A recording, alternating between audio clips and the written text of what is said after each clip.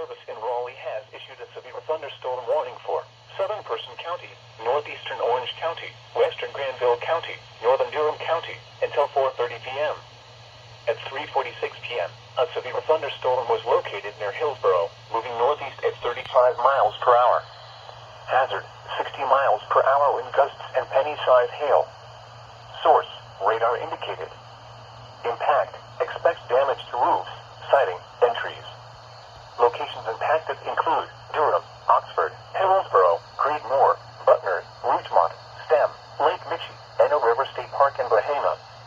For your protection, move to an interior room on the lowest floor of a building. Straight line winds can blow down trees, power lines, and damage mobile homes and other buildings. Seek shelter in a sturdy structure until the storm has passed. Stay away from windows as flying debris generated by damaging winds can be deadly.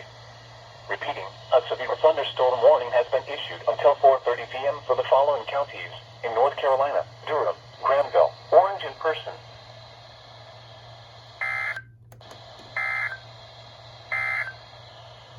This is NOAA Weather Radio. Finally caught some alerts.